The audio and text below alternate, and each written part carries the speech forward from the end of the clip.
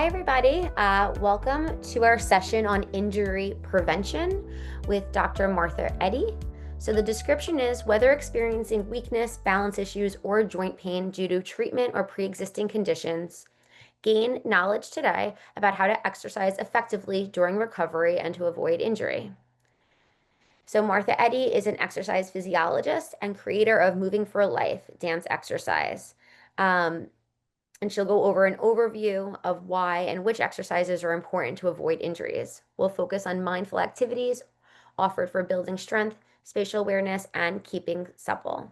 These include tips to help avoid falling as well as how to catch a fall. She will share what is offered through movingforlife.org as well as other resources. So thank you so much for joining us, Martha. And as I said, the floor is yours. Thank you so much. And I do have a PowerPoint, but I'd love to just start a little bit off with full screen without, the slides in our view to say hello and to thank you for having me here. I always love working with woman to woman. Um, I have done many talks over the years, but this one is a favorite one because it's about getting started with exercise while also being aware of your body and avoiding any kind of injury. So I like to tell stories of how many injuries we've had in Moving for Life over the last 25 years. And it's pretty phenomenal to me. Two people have reported injuries, and in both cases, they said it was their own fault. It was kind of funny. In one case, she said, I just was told by my doctor to wear a neck brace, but I came to class without it. And, I hurt a little bit more the next day. So, because she came in with the neck brace the next week, I'm like, what's up? Did something happen? She goes, no, I just forgot to wear this last week. And then the other one was someone in her own home for our online class dancing, but doing stuff that we weren't doing. So we don't jump in our class, but she was having so much fun, she started jumping, but she hadn't cleared her floor of things that were on the floor. So she tripped. So she recognized that two things had happened. She did something beyond the scope of what we believe is necessarily the safest. Yes, there's something mute. It looks like crystals. Yeah, thank you. So there was just this need for me. It was a really wonderful learning. It was a good exchange between us. And it became very important for me to train all our teachers to tell people that as we move about in your home, that the first thing you need to do is check the floor and see if there's anything on the floor that you might trip over. Okay. So I just wanted to share those anecdotes. The other is that this is probably, do I have, yeah, 2016. We're coming up to our 10th anniversary of this little booklet. I'm going to read the name of it to you. It says Moving for Life Guidebook for Safe Exercise During Cancer Recovery. So I'll be speaking a little bit from this book as well. Okay. I'm an exercise physiologist and also a dance educator. And because of that, I got involved with the whole field of dance science and dance medicine. And so I bring some of that in. While Moving for Life is a gentle aerobic dance class, and by the way, it's free and online and throughout the world, actually. So if you check out movingforlife.org, if you happen to be traveling and you're in Japan, you can find a Moving for Life class there.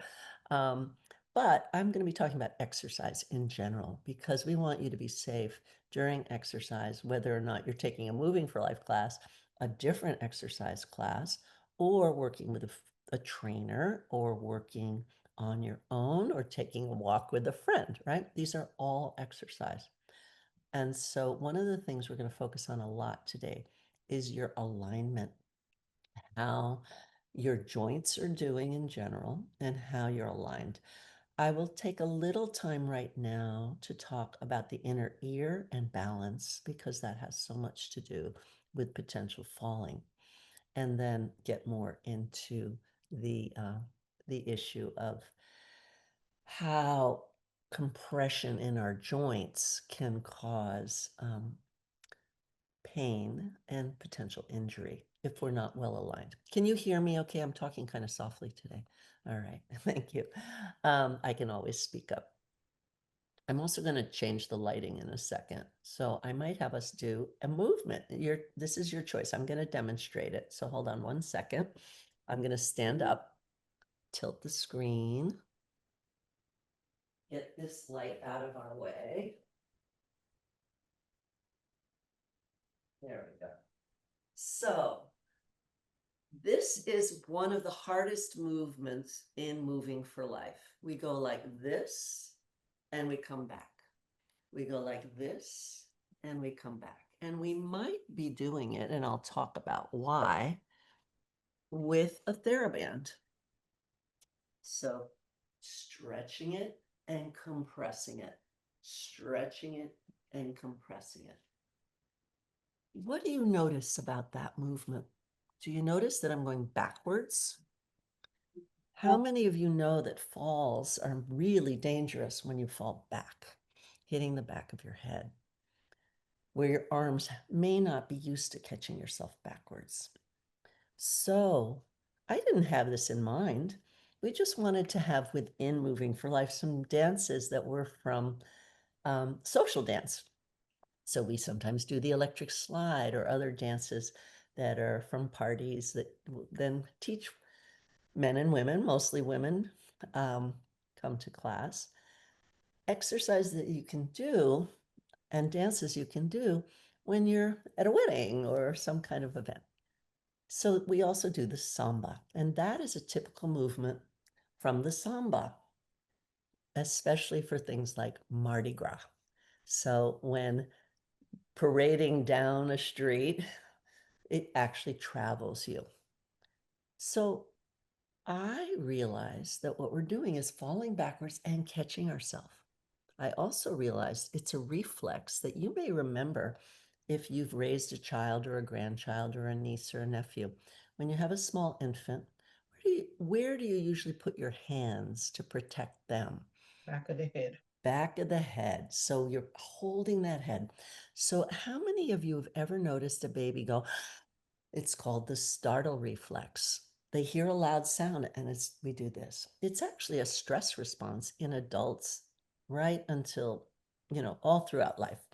So what does this look like to you when I go, and I go, you see the similarity? So it turns out falling backwards in that startle reflex is meant to get you the strength to then kind of clutch back on to mama, to grab and come in. So what we do with these TheraBands is we stretch and then we catch. So we're both coming forward so we don't fall, but we're also squeezing, and that comes in handy for stimulating the white blood cells, the lymphatic system. The stretching and the condensing is helping pump the fluids of your immune system, the white blood cells through the lymph flow in your body. So that's quite a lot in this one little move. Every movement in Moving for Life has that kind of analysis. So we're going to talk today about walking, maybe swimming, other kinds of exercise that you want to have some, what am I trying to say? Guideposts for what to do and what to be aware of about yourself as you go into the movement. Okay. Before I go to the slides, I'd like us to do a little self-awareness exercise. So the first thing I'd like you to do is notice how, without changing anything, notice your posture, where you're looking, what you're doing with your legs right now. And then I'd like you to change your position, just quick little change. And then I'd like you to go back to the first one. So just try that out. And we'll do one more. So here you are. Feel where you are. Then go ahead and change to something else. And then go back to the first one. Great, everybody. So what did we learn from that? Our bodies actually have information and retain information about our movement, but we're often not taught about that. we're not always taught that we have sensory apparatus for looking inside as well as seeing outside.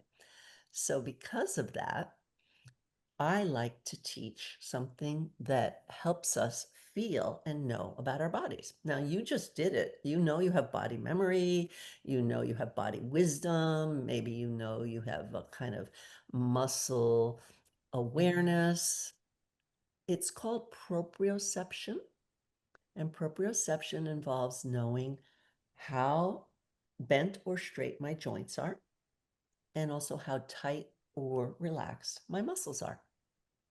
And that information is what allowed you to switch position and then come back to the other position. It is what allows us, together with high brain functioning, to walk without having to think about, oh, I got to put my right hand out, then my left leg comes through, then I swing the other arm. We don't have to think about that. It becomes automatic. But unfortunately, and this is the mindful part, if we don't pay attention to our bodies from time to time, becoming more aware of proprioception or kinesthesia. Kine is like cinema. We went from having photos to having moving pictures. So cinema means movement, and kinesthetic means I'm aware of how my body is moving. So I can do that again, right? So when you become more aware, when you listen to your body, you're less likely to have an injury. Okay.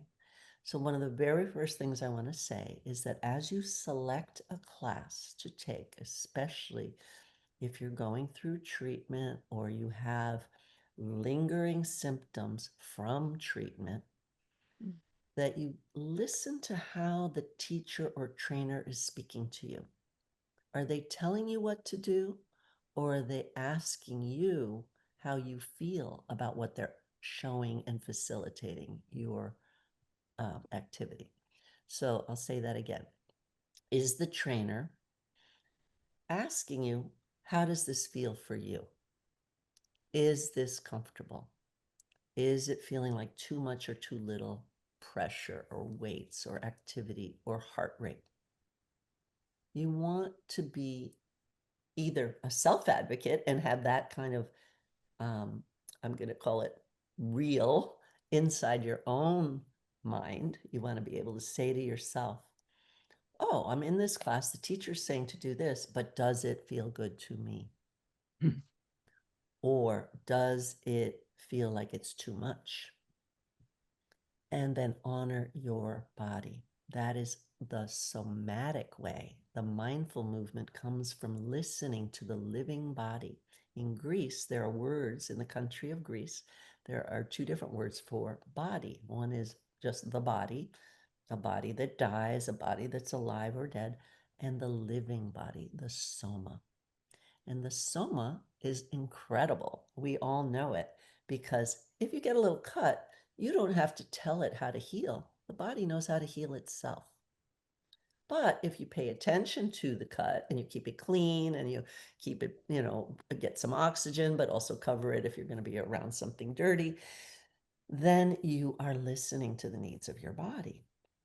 And if you actually sense it with your proprioception or kinesthesia, then you can go, oh, that was too much of stretch on there. Oh, I'm going to go slower and smaller. Like there's still scar tissue there. I need to be careful. Or maybe there was some kind of other damage. And so I need to be careful to the muscle or the bone if there was, for instance, surgery. So in the case of surgical scarring, you're told not to exercise. And one of the main reasons is you need to let the scar really do its job and heal. And you might do something exercise that's too quick, too fast. So the main point here is that you always have the choice to keep moving, but go more gently and more slowly, such that you can pay attention to your body and make sure you're not hurting yourself. Okay. So feel free to put questions in the chat if the chat is open. I'll check them from time to time. It's going to be easier for me to check them now than once I have the slides going, but I'll turn the slides on and off so that I can check from time to time. And certainly, Jillian, if you see something that seems like it's a point of clarification versus something we talk about at the end, I would appreciate that. Okay, so I'm going to do a slide share now. And we've been talking about injury prevention while exercising, especially if you are someone who has had some type of cancer. And I've worked a lot with women with breast cancer, with any kind of gynecological cancer, as well as, of course, people with all kinds of cancer. Mindful movement is referring to the idea that our bodies can pay attention. So that's the proprioception that we just talked about. And I have a book out with this title called Mindful Movement. So I'm just going to show you that cover. It's really a history of the field of somatic awareness. And I'll just mention that, for instance, in New York City at the JCC, there are Feldenkrais classes, Alexander classes, my own Moving for Life classes. All around the city, you can find other kinds of studies that involve somatic awareness. So, again, paying attention to the living body. And I'll just share again that I am an exercise physiologist. I mentioned that. I got my applied physiology degree from Columbia, and I'm now an honorary professor in their biobehavioral sciences department because I also do neuromotor work. So for people with neurodegenerative diseases like Parkinson's and other types that affect movement. I'm a movement analyst. So when I said, "What did you see?" and I said, "Going backward and then getting small." That's everyday language for saying I went to right back high to place middle. I went quickly and then I returned with a little strength. So being able to analyze movement and use that somatic lens in movement therapy. Okay. So, a big part of what we're doing is looking at what causes pain. Injury is usually just some kind of pain. It can be a horrible injury that is life threatening, it can be a small injury like a little strain on the joint. And yet, what we bring to the moment is also really important. What shape are we in?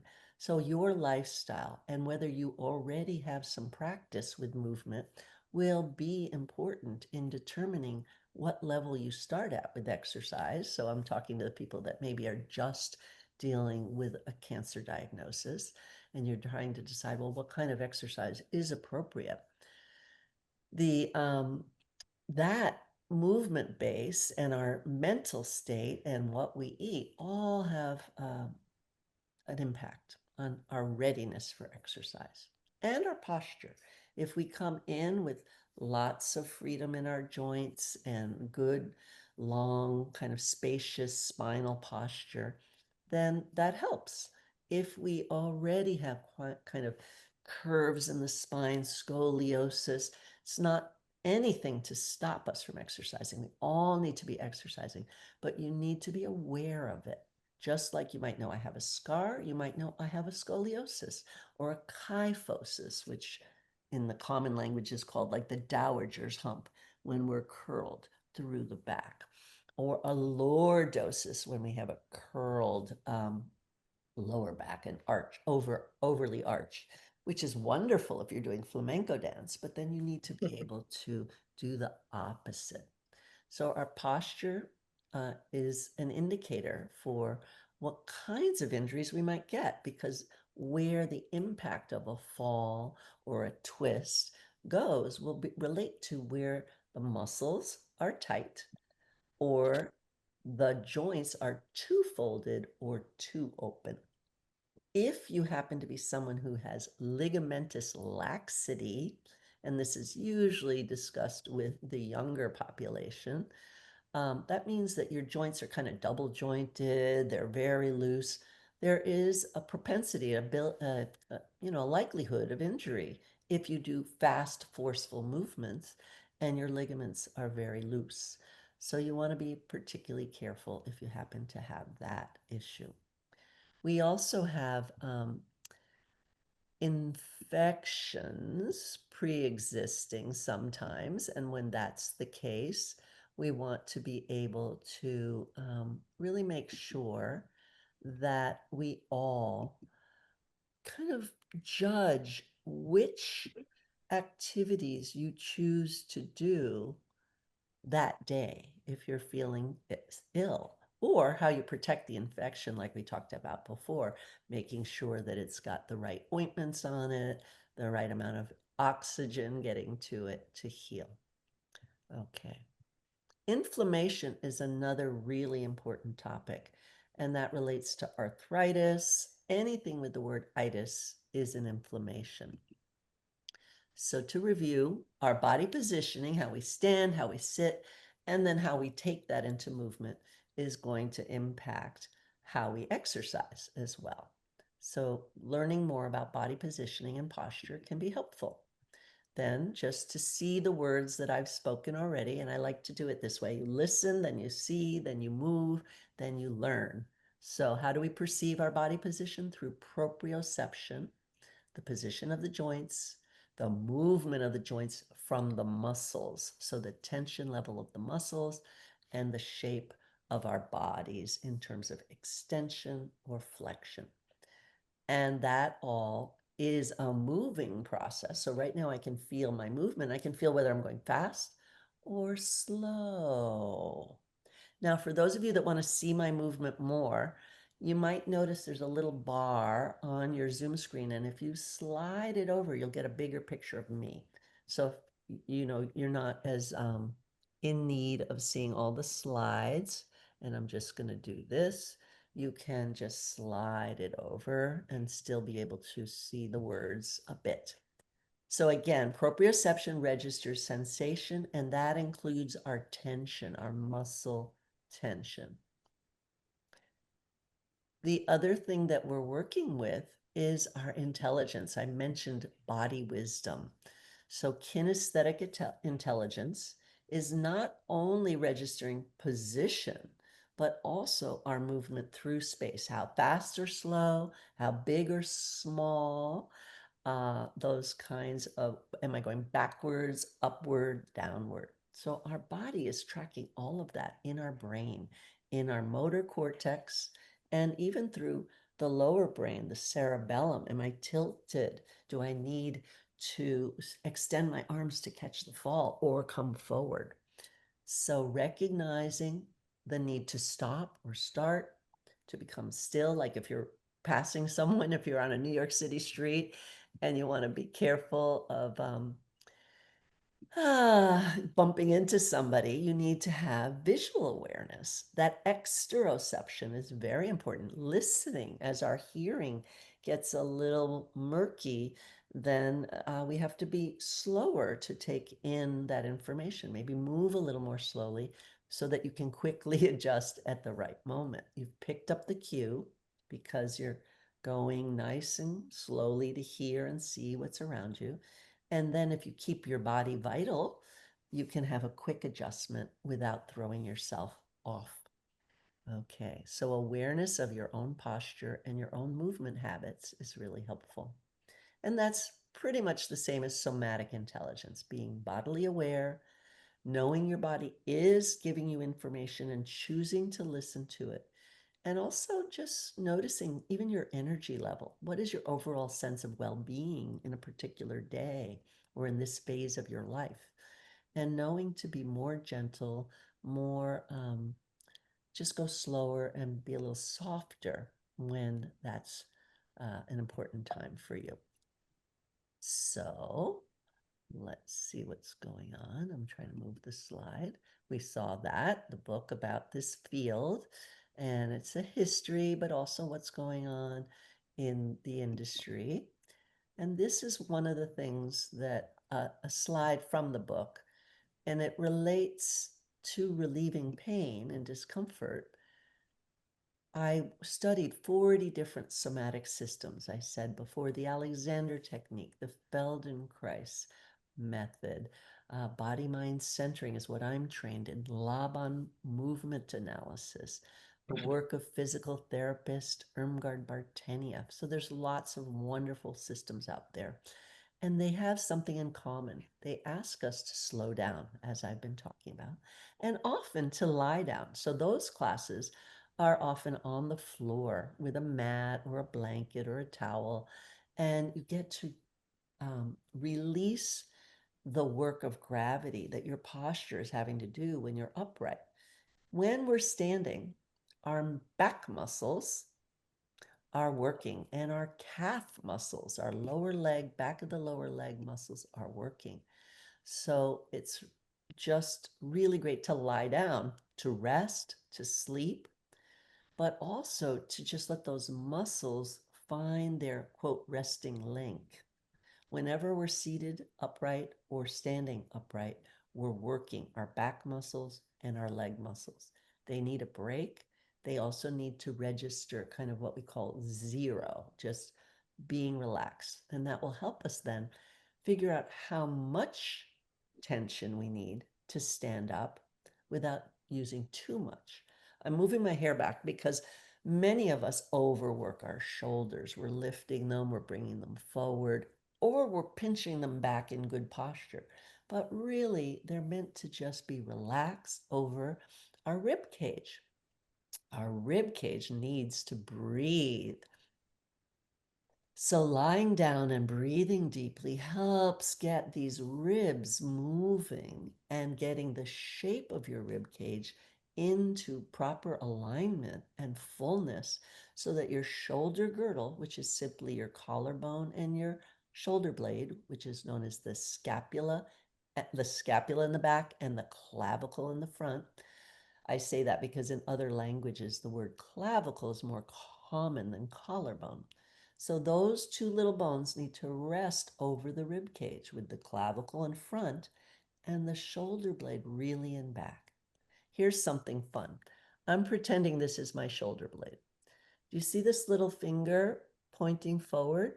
That would be my left shoulder blade, and this would be my right. You can find a spot under this is the top, and this is how we learn to feel our bodies by being touched as babies and children. And so you can touch yourself to find the shoulder, top of the shoulder, the top of the upper arm bone, and then a little shelf, which is part of the shoulder blade. And then under it, the beginning of the clavicle, this collarbone, and then under that, and this takes time, but if some of you might find it right away, others of you might want to come back to a class on posture or on the shoulder. My business is teaching this in dynamic embodiment. Right under there, there's a knob, and that little tender knob is where the pec muscles, the breast and chest muscles attach. Hmm. And it needs to be able to stretch in order to go to get something behind you. It needs to stretch to go up. But if we're always forward and tight, it gets harder and harder to lift our shoulders. So then when you go to exercise, you might actually cause more, I'm not going to say damage, but tension that could become damage if you ignore pain signals. If you just keep moving and it hurts, you might be causing the bursa, the protective kind of cushion, to get itis, to become bursitis, to become inflamed. So we want, if you hear a click, that's not so bad because it's often adjusting your joint into a better position. But if it keeps clicking, it means you're not finding that better position and maintaining it. So again, slowing down and feeling. I'm going to say those parts again. The back of our shoulder blade is here, and it goes all the way down to here. And so my arm actually begins on my back. And if I use my shoulder blade to move my arm, it's going to be much happier. Then we came up the shoulder and over to this little shelf, a flat place, and that attaches to the collarbone. You can move your collarbone and bring it down. You can breathe in keep the bigness from the breathing in kind of internally maintained with your muscles as you breathe out. So let's try that. Let's experiment. Breathe into your chest. And then as you exhale, keep that balloon-like feeling in your chest as you hiss. So you have to use your muscles to expand your ribs a bit. You can do this 2 or 3 times. If you feel at all dizzy, then just stop.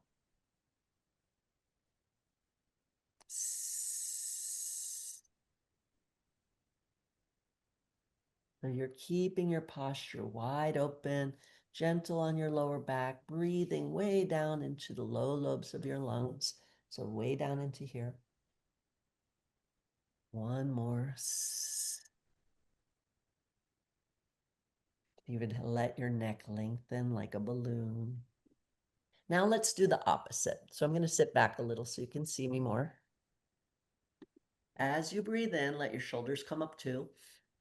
And as you breathe out, just kind of collapse. And see if that's where you operate from. Is this a more typical posture? Now go back to breathing in. Let your shoulders move back a little. Let your head be light. Hiss your air out and stay tall. Again, one more big breath. And very nice. That also brought in releasing tension, I hope. So in Moving for Life, we do a lot of squeezing and releasing. In yoga, there's a lot of squeezing and releasing. But again, you only want to do what feels like, oh yeah, maybe I feel achy, like my muscles are tight. Well, feeling that is good because then your body will go, hey, how can we loosen up? But if you just ignore it, it gets kind of numb and it just stays tight. And we forget that we're tight until someone touches you and you go, oh, I'm tight. So that's where touch comes in again.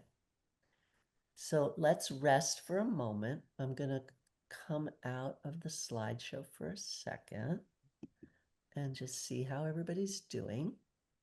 See if there's anything in the chat. And then, yes, I want to talk about health of the bones. And bony health is both something you can promote, but it's also something to be aware of. If you have been told that you have osteopenia, which is the beginning of osteoporosis, or osteoporosis, it's important to ask exactly where is that happening. So I had a diagnosis of osteoporosis out of nowhere.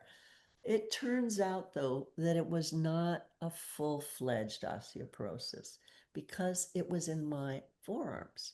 It made sense. I wasn't doing as much lifting and working out around COVID. I didn't go to the gym and I didn't join a gym afterwards. Since then, I've gotten more home weights. So in Moving for Life, we've always used these TheraBands. And then I'm going to get up and show you some of the weights that I use.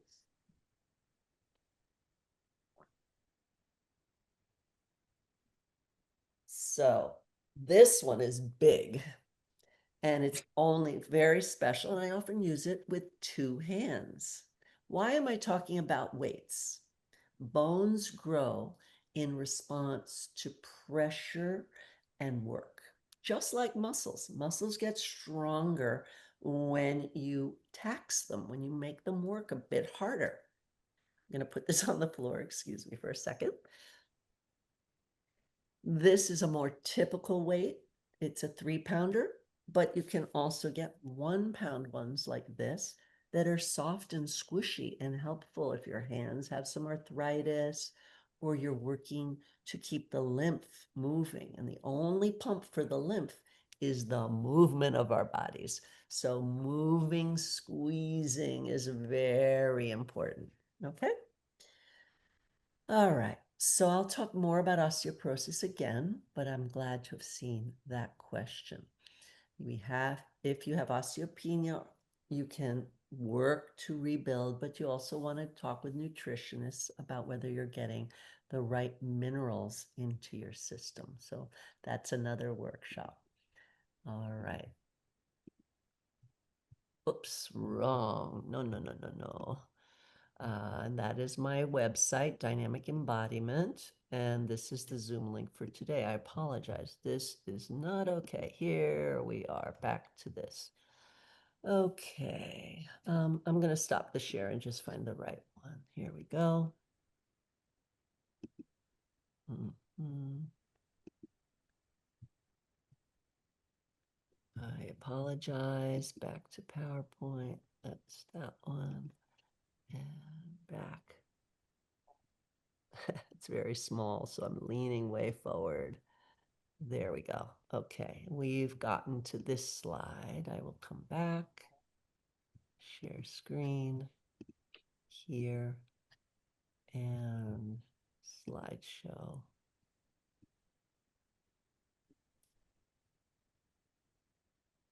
Remember this. And we were defining the soma, the living cell that has the ability to self-regulate. The soma only exists if it's alive. So somatic learning is using bodily listening for self-awareness. You get to know yourself from within using proprioception and your kinesthetic, your movement awareness. And so that's what mindful movement is, being somatically aware. You may have heard of somatic therapy, and that is what we're talking about. So, in somatic education, we teach you, we remind you to listen to your body, to notice how it feels. We do things to help bring sensation in, little subtle movements, little bit bigger movements. And then all of a sudden you go, oh, I didn't realize that was so tight. Let me loosen up. We also work a lot with coordination, the neuromotor development of a baby, and how those early movement patterns set our tone, set our knowledge base, and how to expand upon it. So, learning to crawl started from learning to roll and then crawl on the belly and then come up to all fours, which is where we start to establish a good, what we call through line from your head to your tail. And that through line is so important for posture later. So these coordinations are going to help our posture, but also our quick responses when we might be in a tight space and need to adjust our movement, or coming up against a little pit in the road and needing to move our foot. So coordination and reflexes are very important. And reflexes are very prominent in the first year of life, but we have sometimes inhibited some of our reflexes and not fully integrated them. So as adults, we can relearn how to be more reflexive based in some of these early coordination patterns. And so Moving for Life has that kind of information in it, but all in a fun way without even talking about it. Okay, so we're gaining self-awareness of both our body and even our emotions, our sensations, and our emotional connection to them, which means it leads to increasing our expressive capacity. Oh, I don't feel well today. Oh, I'm actually feeling really kind of grief. Like during the pandemic, that was going on a lot. People are just so sad or scared. So allowing those feelings that inform how we hold our bodies to shift. I work a lot coaching coaches on how to help people, and also other educators, how to help people to recognize the emotional life in their bodies as well. So we're learning to read body cues in others and in ourselves. All of this can enhance communication, which is so important. The other thing going on with injury is that if we're already kind of anxious, then our body is kind of on high alert. It's called the fight flight state. And so that's our autonomic nervous system saying, I've got to pay attention. This is a dangerous situation. There's a new word for that called neuroception. So I'm assessing, is this a safe environment? And our soma, parts of our bodies, our living body, are assessing that all the time. But sometimes if we're just getting kind of chronically anxious, I'm doing kind of little gestures that might show that I'm anxious. then we might not even realize we need to calm ourselves down in order to really heal the body. So, again, one of the important things I put into moving for life was breath work and working with slower movement with the breath, but also with the flow of the cranial sacral fluid, the fluid around the brain and spinal cord, to help calm down our nervous system. So it's naturally happening in Tai Chi. If you take Tai Chi classes, it's slow and fluid. It brings in the lymphatic fluid that way with a little bit of rotation and squeezing of the muscles, and also the extending of your arms so that the lymphatic fluid can flow back to the central part of the body. And also, Tai Chi has this slow part that's so good for the head and the spine. So you might really like to experience Qigong or Tai Chi as a way, these are from traditional Chinese medicine, to realign your body and calm it down. Or you might like to just do it as a warm up, as we do in Moving for Life, before you do some aerobic activity.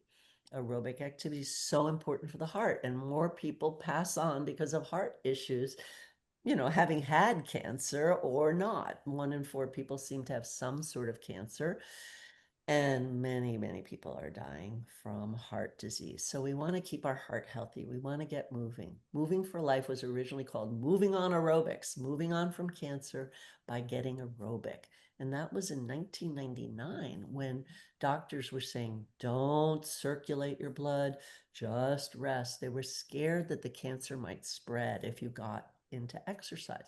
But that is not the case. It's been shown that aerobic exercise is so important for recovery. It speeds up recovery.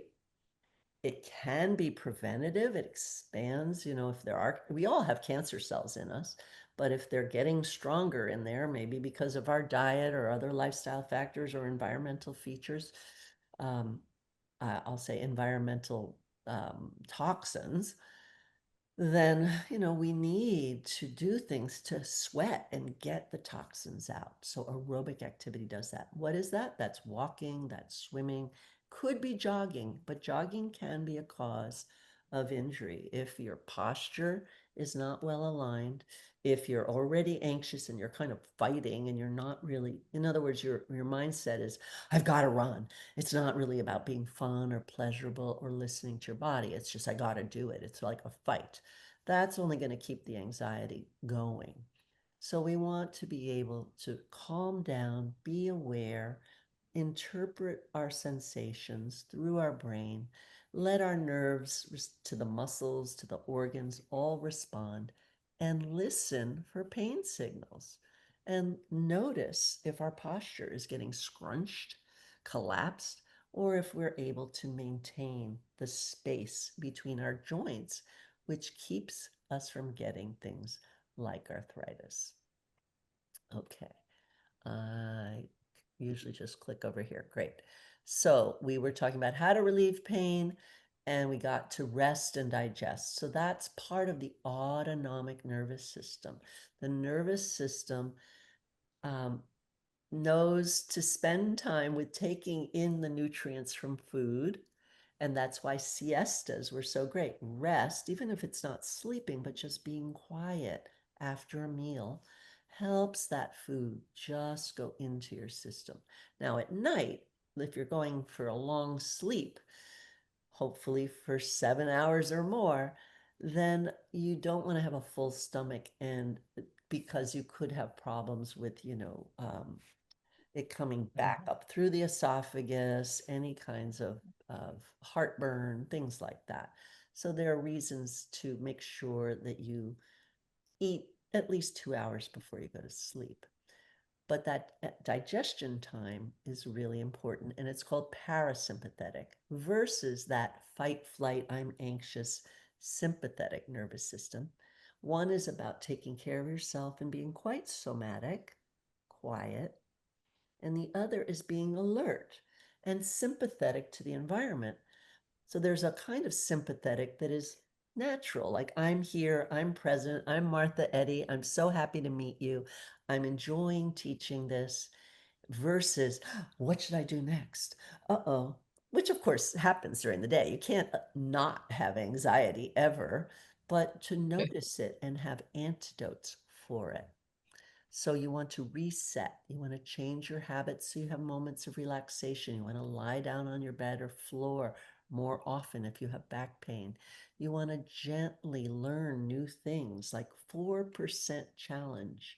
Just a little bit more is plenty to really keep your brain active and your body growing. So back to posture and pain.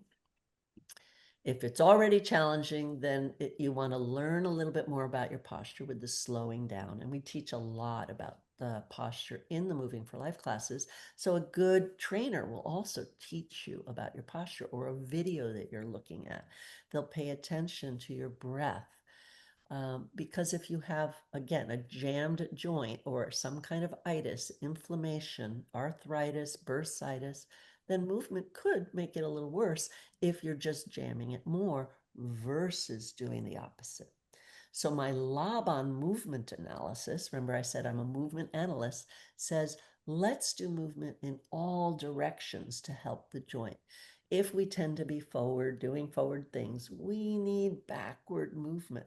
And we need to be gentle because if you haven't done this in years, just doing this may be enough. Just doing a little stretch against the wall may be enough.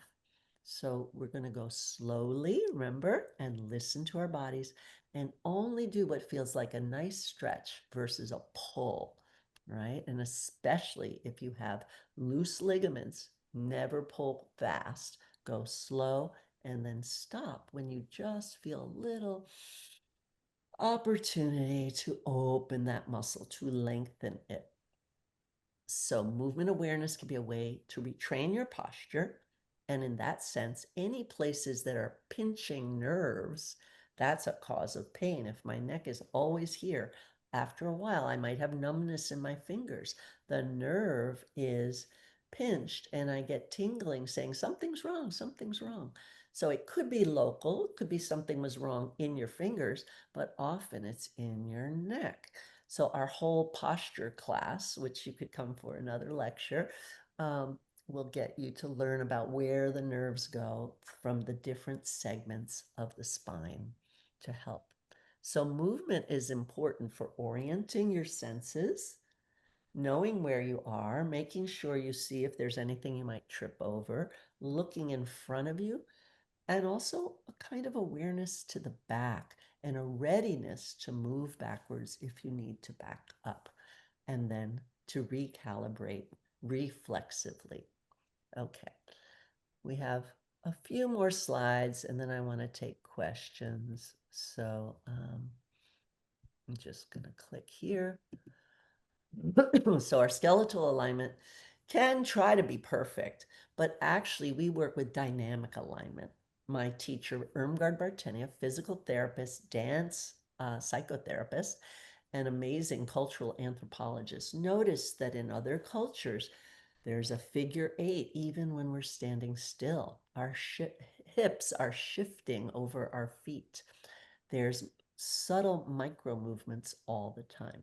So rather than trying to be perfect, it's just letting your body have micro adjustments, but also being aware that the ear ideally is over the shoulder in a side view. So I need to move my head from this position to this position, over the shoulder, which is aligned with the hip, and then the knee, and then the ankle. Okay, we'll have a photo of that soon.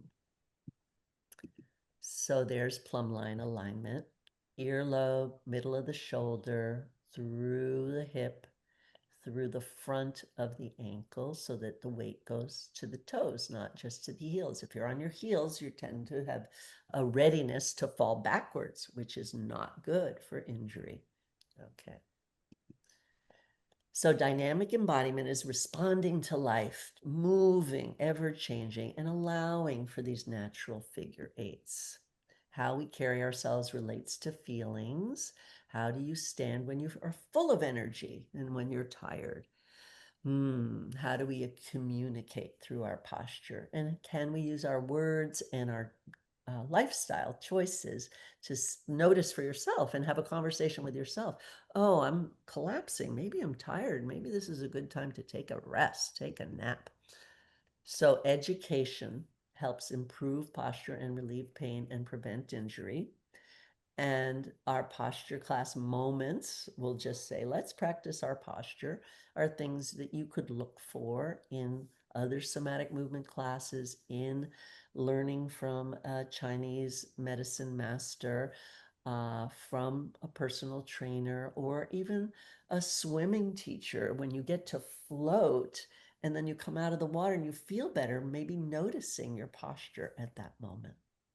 So you're developing your kinesthetic sense, becoming more self-aware, and that somatic awareness helps you wake up all of your senses, including these senses that are internal to your body.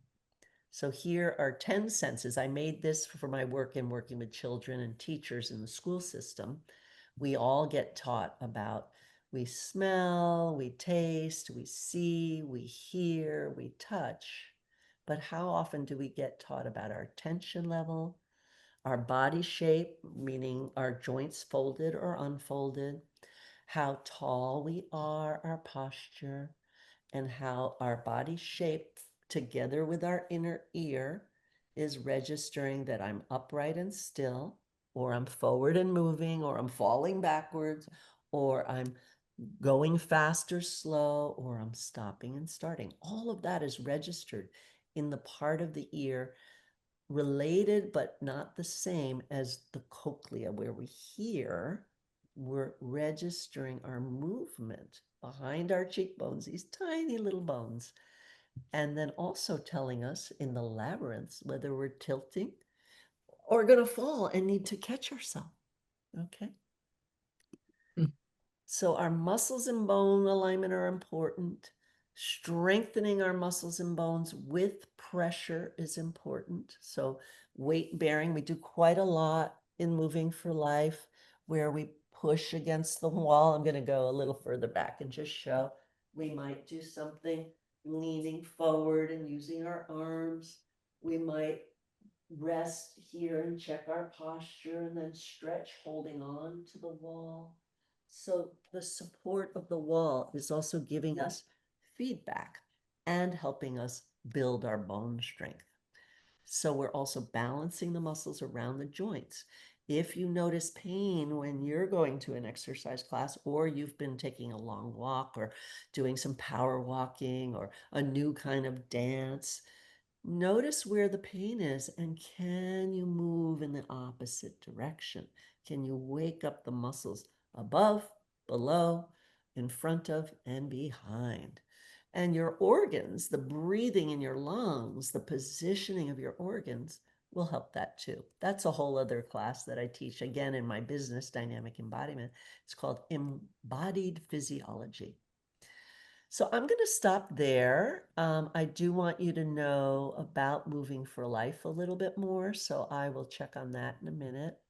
And but in general, I'd like you to just see how you're feeling and just know that movement is change. So you're changing your posture, you might change your mood, and that can change your readiness to um, notice something that might keep you from getting injured, like bumping into someone is the most common cause, or just doing too much too fast.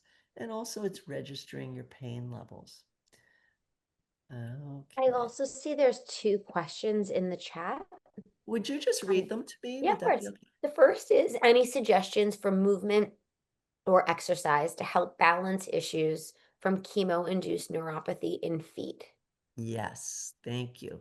So lymphedema, neuropathy, fatigue, and balance issues are all really important in moving for life. And so we have lectures on each of these topics, but we also do movements in class. So the ones I've made up, and we're going to come back to this little book, I call this exercise kneading dough. So we have a lymphatic breathing exercise. We have kneading dough, which I'm going to show now. And we have a wiggle dance to get the fluids of the joints, the synovial fluid, more active. So you and I can talk about how to distribute these. Well, let's see what we can do with that. It's not digital at this point, but we do have quite a lot of these little easy brochures. So I'll just read what we say here about kneading dough. Counteracting neuropathy, the loss of sensation in nerves or the tingling or numbness of your nerves. To stimulate circulation, calm and then gently activate your nerves, we perform a massage-like action with our hands or feet into a surface. So one of the things to know, and I'm just watching the time, is that um, our nerves are picking up different things, and our skin in particular, temperature, texture, as well as pressure. So by adding pressure, we kind of can override the tingling. So pressing down. So we do a lot where we go through the foot. I'm trying to find the right position. So if these are my toes and this is my ball of my foot, like the ball of my hand and the heel of the hand, the heel of the foot, we go through the whole foot both ways, moving the ankle joint, which is good for the ankle, but also working the nerves in the feet. So there's a whole class on neuropathy. I'll just read this again. So the exercise is make a kneading like motion with your hands or feet on different surfaces. So kneading is like kneading dough. So you can just do that.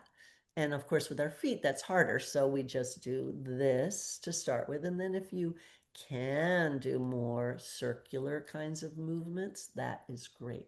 But it's a kind of gentle squeeze. It's not tight. It's not a fist. It's kneading. So try kneading the hands and feet on different surfaces. It could be, we do it a little bit, I showed it earlier, where we squeeze the TheraBand and then we stretch it. We squeeze and stretch.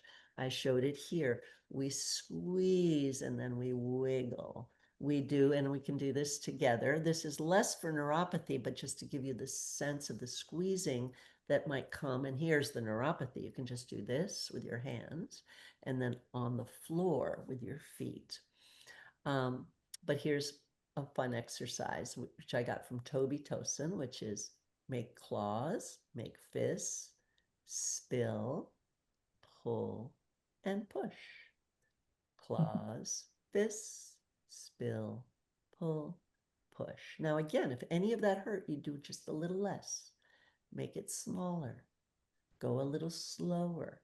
Put on some music so it puts you in a good mood. Okay. Well, can we have the other question, please? I hope that was helpful. So it was, how do we get help with our physical sleeping environment, particularly the floor and bed mattress? Each morning I Ah, must stretch out of misalignment from night before, causing tennis elbow and lower back pain. This is despite stretching and buying different types of new mattresses over and over again, lots of pain. And what may we do for tennis elbow? yeah. So that's a lot. I can only do a little right now, given the time. So what maybe I'm just thinking, I want to make sure everybody has in the chat, perhaps movingforlife.org, knowing that these are free classes. If you're in New York, we're having a special benefit in with it's a book talk that I got interviewed for in Brooklyn on November 4th. So just sharing that if it's time specific for 2025, November 4th, 2025, a chance to meet me. And then a lot of our classes are online, but we have others in person. So going to the calendar will teach you about that. So getting back to sleeping, that again is a whole class around rest and it can relate to posture or not. But the main thing that we want to talk about here is that It's not unusual as we age to need to stretch in the morning. Just sleeping in a fetal position can just cause the body to kind of dry up, tense up, not tighten up. It's not like tension, but we're just tight.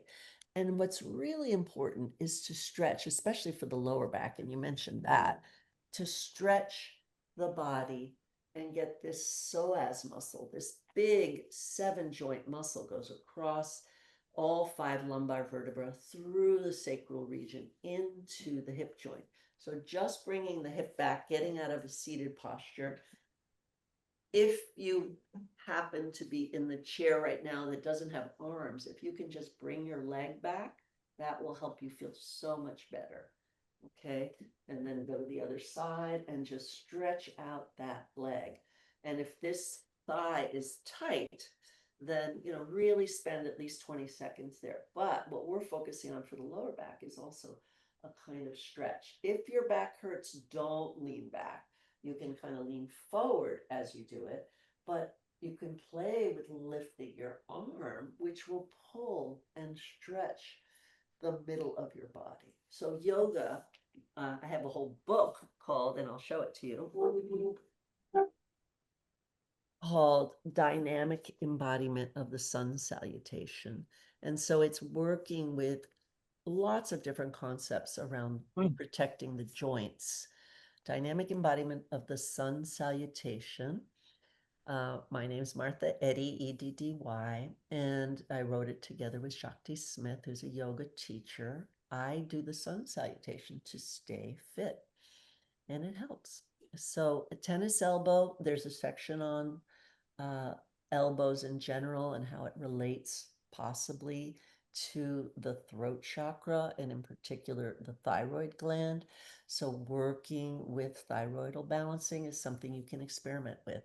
There is no research on this yet. It comes more from the ancient practice of yoga and somatic awareness of many people. The thymus, the center of the immune system relating to the shoulder, the thyroid to the elbow, but also just doing stabilizing the upper arm and just rotating this arm. Again, not into pain points, but just gentle mobility it's a special joint. The fact that the elbow allows for this amazing articulation of the hand. And I'll show it on the other side in case that makes a difference. So turning the palm down and up without moving your shoulder, but really at the elbow, getting those muscles stretched. Hope those are helpful. Obviously, if you're playing tennis or something, you need to stretch out the area and you need to activate your shoulder blades so your elbow's not doing all the work, but your shoulder is using your center. It's called core support. Again, a principle of my amazing teacher, Bartenia, in Bartenia Fundamentals. Well, thank you so, so much. In the chat is the information for Moving for Life.